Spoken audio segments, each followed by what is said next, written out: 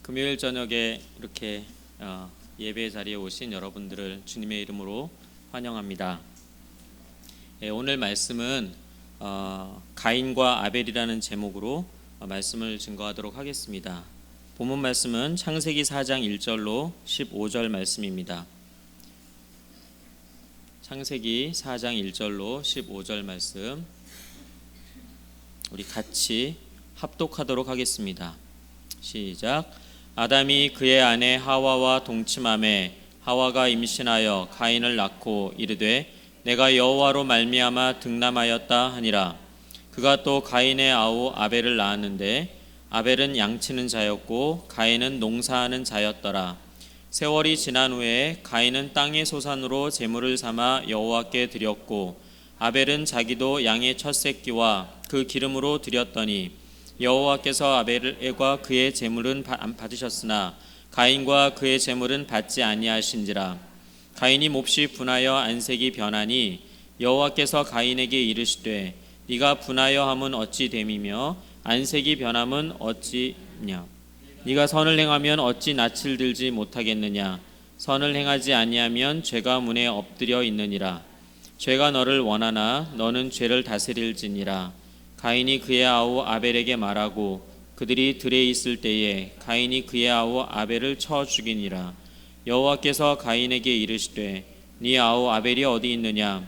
그가 이르되 내가 알지 못하나이다. 내가 내 아우를 지키는 자니이까.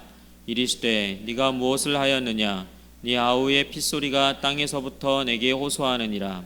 땅이 그 입을 벌려 네 손에서부터 네 아우의 피를 받았은즉 네가 땅에서 저주를 받으리니 네가 밭을 갈아도 땅이 다시는 그 효력을 내게 주지 아니할 것이요 너는 땅에서 피하며 유리하는 자가 되리라. 가인이 여호와께 아뢰되 내 죄벌이 지기가 너무 무거우니이다.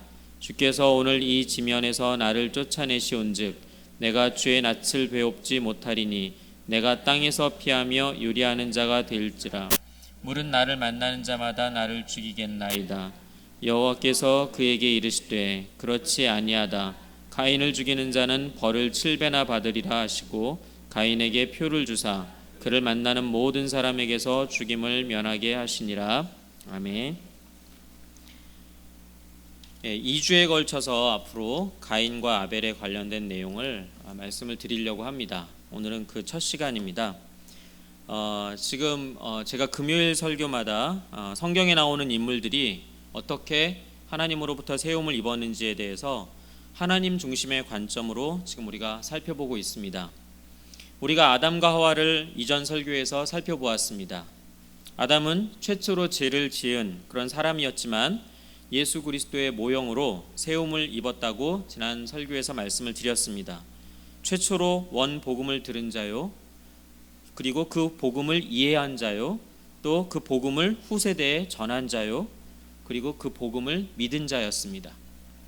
하와를 통해서는 교회가 어떻게 탄생하게 되었는지를 하나님께서 우리에게 계시해 주고 있음을 말씀을 드렸었습니다.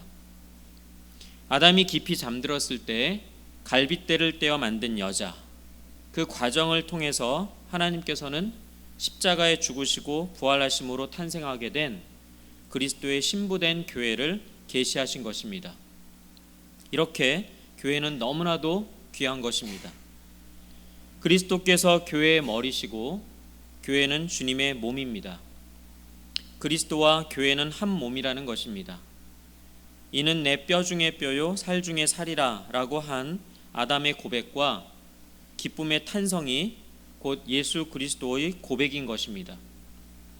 이런 아담과 하와가 하나님께서 먹지 말라고 한 선악을 알게 하는 나무의 열매를 따 먹음으로써 죄를 짓게 됩니다. 죄로 인한 죽음이 들어오게 됩니다. 첫 번째 죽음은 인간이 하나님과 분리됨입니다. 에덴 동산에 살았을 때는 아담과 하와는 하나님과 얘기하고 교제할 수 있는 그런 존재였습니다. 그러나 이제는 하나님과 교제할 수가 없습니다. 하나님과 분리되었기 때문입니다. 두 번째 죽음은 우리의 영혼이 육신과 분리됨입니다. 이것은 육체적인 죽음입니다. 그래서 인간은 누구나 한 번은 이 죽음을 맞이하게 됩니다. 세 번째 죽음은 인간이 영원한 사막의 지옥으로 가는 것입니다. 주님 다시 오실 때에 우리 모두는 부활하게 됩니다. 부활해서 믿는 자들은 하나님 나라의 영원한 생명의 길로 가게 될 것이고, 그리고 믿지 않는 자들은 영원한 사망, 그 지옥의 길로 가게 될 것입니다. 이렇게 세 가지 죽음을 맞이하게 됩니다. 그것은 죄로 인한 죽음이었습니다. 혹자는 하나님께서 선악을 알게 하는 나무를 만들지 않았으면 되지 않았느냐, 그럼 인간이 죄를 지을 필요도 없었을 텐데 라고 하면서 인간이 죄를 지은 것을 하나님 책임으로 돌리는 그런 사람들도 많이 있습니다. 그러나 하나님께서 인간을 지으셨을 때 아담과 하와에서 우리가 살펴보았듯이 왕같은 제사장으로 인간을 지으셨습니다. 하나님의 형상을 닮게 창조하셨어요. 그래서 모든 만물을 대표해서 하나님을 예비할 수 있는 그런 존재, 즉 제사장적인 역할을 부여받은 존재로 사람을 지으셨습니다. 또 하나는 모든 피조물을 인간 보고 다스리라고 하나님께서 명령하셨습니다. 그것은 인간에게 왕적인 권세를 주셨다라는 것이죠. 그것이 베드로전서 2장 9절에 너희는 택한 족속이여 왕같은 제사장이라는 말씀으로 이어지고 있는 것입니다. 인간의 존재는 그렇게 지음을 받은 존재입니다. 따라서 인간은 자칫 잘못하면 자기가 피조물임을 잊고 하나님이라고 생각할 수가 있는 그런 너무나도 왕적인 권세를 받은 그런 막강한 존재였습니다. 근데 인간이 만약에 자기가 피조물임을 잊고 하나님이라고 자기가 착각을 한다면 그거는 바로 죽음이죠. 교만한 거잖아요. 그러니까 하나님께서는 에덴 동산 중앙에 생명나무와 함께 가장 잘 보이는 그 중앙에 선악을 알게 하는 나무를 주시면서 이것만은 따먹지 말아라 라고 하는 법을 주셨어요. 그것은 언약이라는 말로도 표현이 됩니다. 그것은 어딜 가나 에덴 동산을 돌아다니면서 아담은 그 선악을 알게 하는 나무를 볼 수가 있는 거예요. 그것을 볼 때마다 내가 피조물이지, 저건 하나님께서 금지하신 것이지 라는 것을 생각하고 자기의 존재, 자기의 정체성을 잊지 말아야 하는 것입니다. 자기는 청지기적인 사명을 받은 것이지 주인이 아니라는 것이지. 그런데 그 하나님께서 경고하시려고 두신 그 선악을 알게 하는 나무를 아담과 하와는 그 경고를 무시하고 따먹은 거예요. 여러분들 제가 지난번에도 예를 들었던 것 같은데요. 강의할 때 그 산골짜기를 꾸불꾸불 낭떠러지가 있는 길을 갈 때 그 코너마다 표지판이 있습니다. 경고판이 있어요. 과속하지 마시오.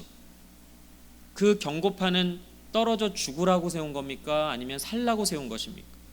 살라고 세운 거예요. 하나님께서 선악을 알게 하는 나무를 거기다 두신 것은 인간 보고 살라고, 그걸 보고 너의 정체성을 잊지 말아라. 너는 피조물이다. 내가 부여한 사명을 잘 감당해라 라고 하신 그런 경고의 그런 경고판이었다라는 것이죠. 그런데 인간이 그 경고판을 무시하고 과속한 거예요. 떨어져 죽은 것은 인간의 책임인 것입니다. 그것을 하나님의 책임으로 돌릴 수가 없는 것입니다.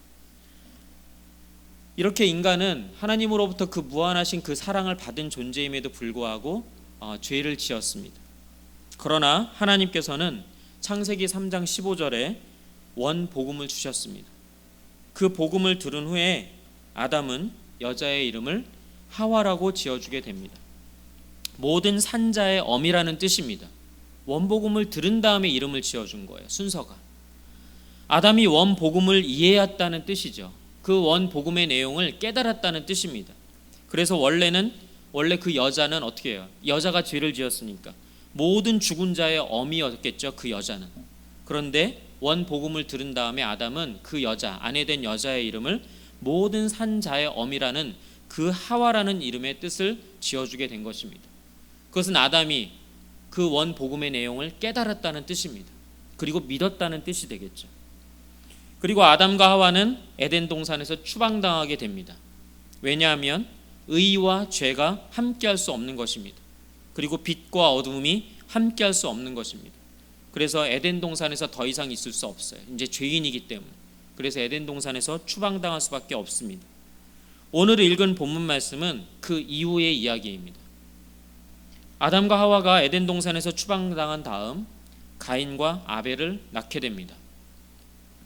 아담이 가인을 낳은 후에 여호와로 말미암아 득남하였다라고 말했습니다.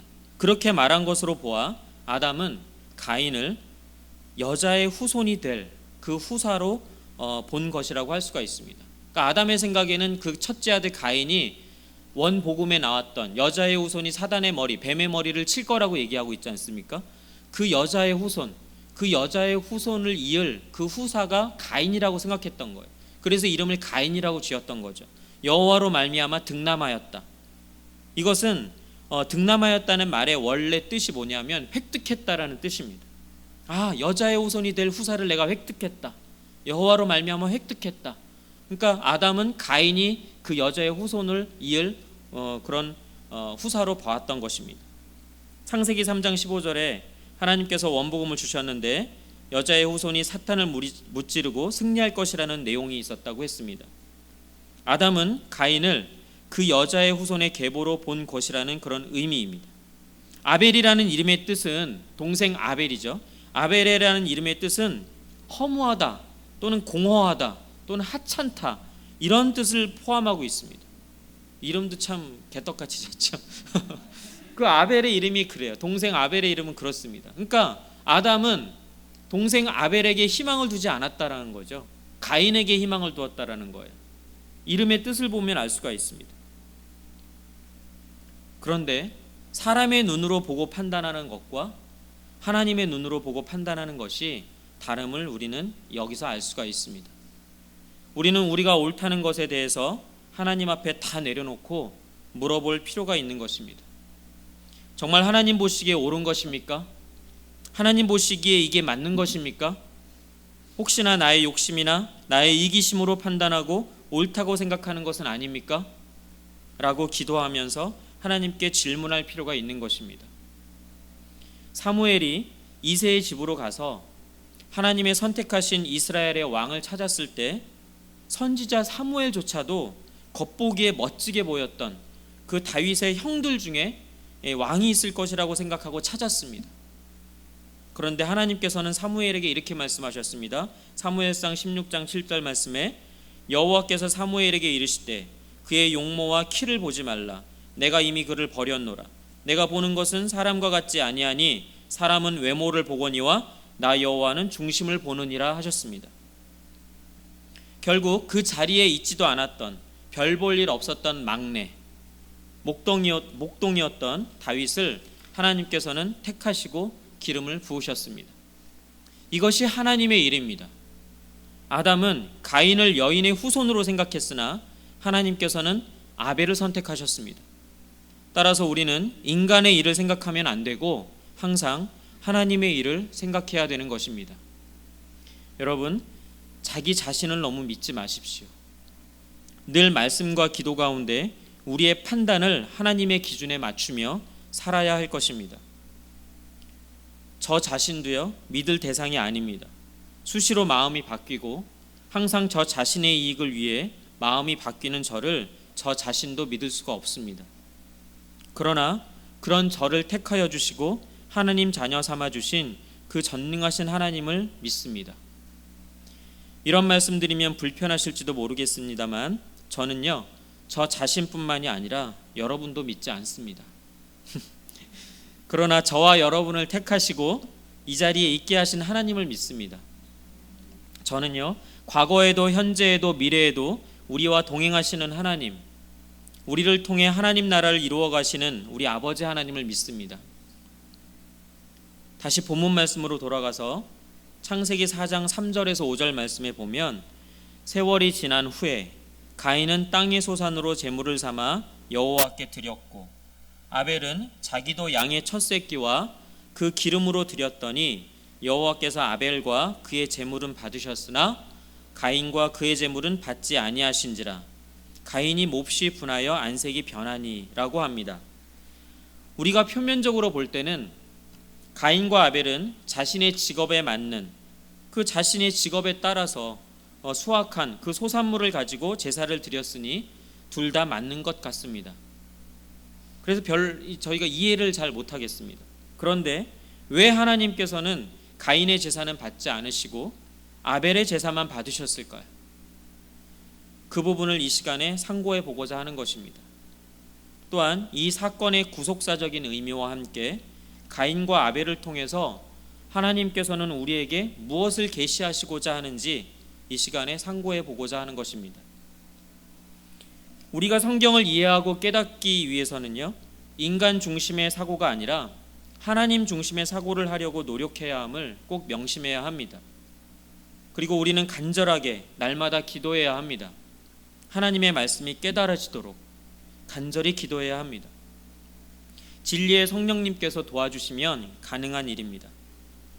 가인과 아벨은 아담과 하와가 하나님 앞에서 추방을 당한 이후에 태어났습니다. 즉 원죄 하에서 태어난 자들이었다는 것입니다. 따라서 이들은 특별한 때를 제외하고는 하나님과 직접적인 소통은 없었을 거라고 생각을 합니다. 왜냐하면 죄 아래서 태어났기 때문입니다. 따라서 이들은 아버지인 아담을 통해서 원 복음을 들었을 것입니다. 아담은 하나님께서 친히 만들어주신 가죽옷으로 자신들의 벌거벗은 몸을 가려주셨다는 이야기를 자식들에게 했을 것입니다. 벌거벗은 몸을 가렸다는 것은 단순히 몸을 가렸다는 것이 아니라 죄를 가렸다는 의미라고 말씀을 드린 적이 있습니다.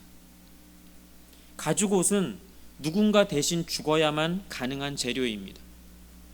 가죽옷을 통해서 우리 죄가 가려지려면 누군가 대신 죽어야 한다는 그 대속 교리가 예표된 것입니다. 이 모든 이야기를 가인과 아벨은 아버지 아담으로부터 들었을 것입니다.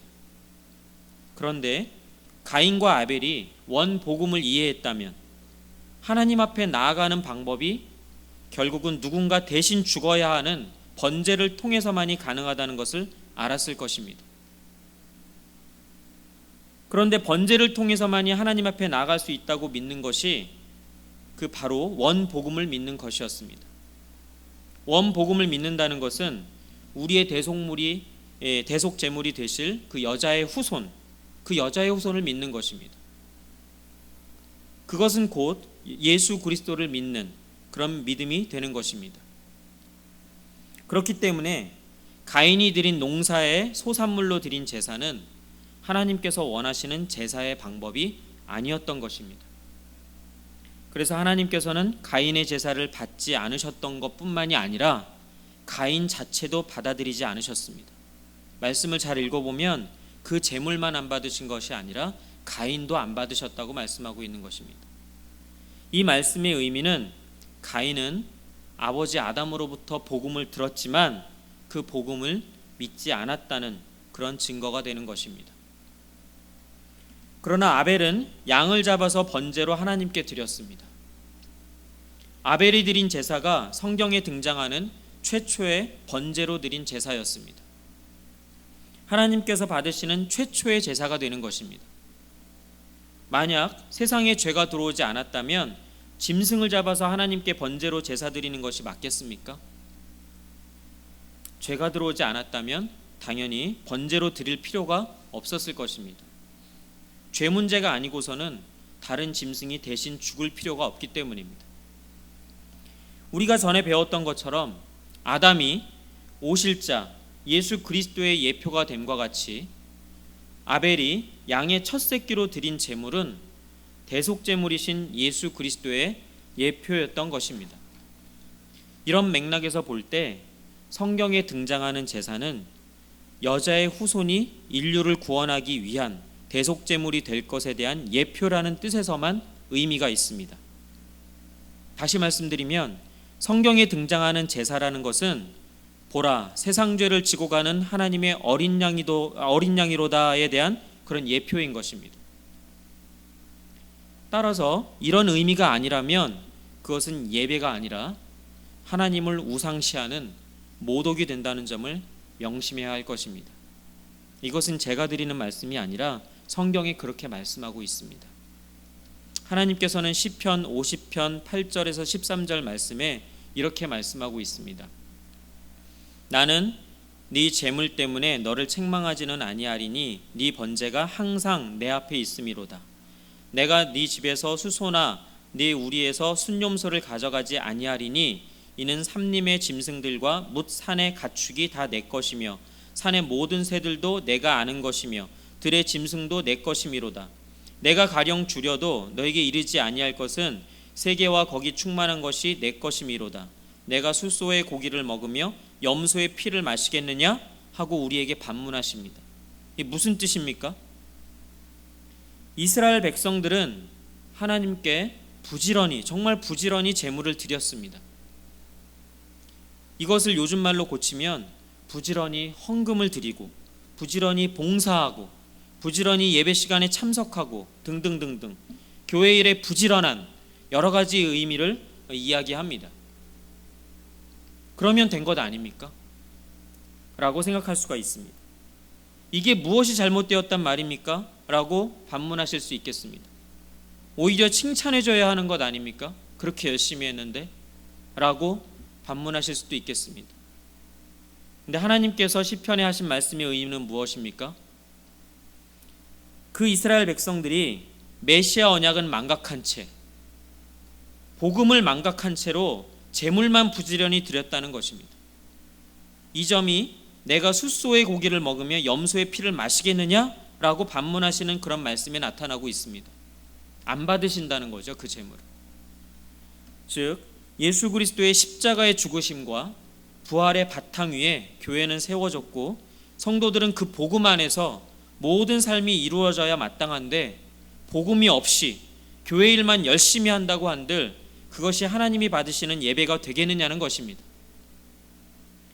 우리는 주님의 보혈을 의지하지 않고는 예배의 자리에 감히 설 수 없는 그런 존재입니다. 우리의 노력으로 주님 앞에 갈 수 있습니까? 우리의 선행으로 주님 앞에 갈 수 있습니까? 주님의 보혈을 앞세우지 않는다면 우리는 하나님 앞에 갈 수가 없는 그런 존재입니다. 이 점을 이사야 선지자는 이사야 66장 3절 말씀에 지적하기를 이렇게 말씀했습니다. 소를 잡아 드리는 것은 살인함과 다름이 없이 하고 어린 양으로 제사 드리는 것은 개의 목을 꺾음과 다름이 없이 하며 드리는 예물은 돼지의 피와 다름이 없이 하고 분향하는 것은 우상을 찬송함과 다름이 없이 행하는 것이라고 이사야 선지자는 책망하고 있습니다. 뭐라고 책망하고 있습니까? 우상을 찬송함과 다름이 없다라고 우리에게 책망하고 있는 것입니다. 지금 한국교회의 문제가 무엇입니까? 주일을 비롯해서 때마다 예배는 많이 드리는데 과연 하나님께서 받으시는 예배를 드리고 있느냐는 것입니다. 지금 우리 좋은 씨앗교회가 드리는 예배는 어떻습니까? 성도 여러분 각자가 드리는 예배는 어떻습니까? 같은 시간, 같은 공간에서 예배를 같이 드리지만 어떤 사람의 예배는 하나님께서 받으시고 어떤 사람의 예배는 받지 않으신다는 것입니다. 같은 예배 형식을 따라 드리고 있지만 어떤 사람의 예배는 우상을 찬송함과 다름이 없다는 것입니다. 여러분, 이 말씀을 듣고도 괜찮으십니까? 저는 이 말씀을 준비하면서 이 말씀을 보는 순간 온몸에 소름이 쫙 솟았습니다. 저라고 모든 예배를 잘 드렸겠습니까? 그동안에? 차라리 하나님께서 잘못된 예배를 안 받으신다고 하면 오히려 괜찮겠는데 안 받으시는 것은 당연한 것이고요. 그 잘못된 예배가 우상을 찬송함과 다름이 없다는 말씀에 소름이 돋습니다. 내가 우상을 찬송하고 예배하고 있었다니, 그런 말입니다. 이 시간 이후로 우리의 예배를 돌아볼 그런 필요가 있습니다. 나는 과연 예수 그리스도의 십자가의 죽으심과 부활에 근거한 예배를 드리고 있는가? 나는 주님의 보혈을 의지하여 하나님께 나아가고 있는가? 나는 정말 하나님을 찬양하고 있는가? 나는 예배를 보러 오지 않는가? 다시 말하면 예배를 구경하러 오지 않는가 말입니다. 나는 예배를 평가하러 오는 게 아닌가? 나는 교회를 예배하러 오는 것이 아니라 사람을 만나러, 즉 인간관계를 위해서 오는 것은 아닌가? 나는 예배에 참석하는 이유가 하나님께 예배드리러 오는 것이 아니라 그냥 내 마음이 편하기 위해 오는 것은 아닌가?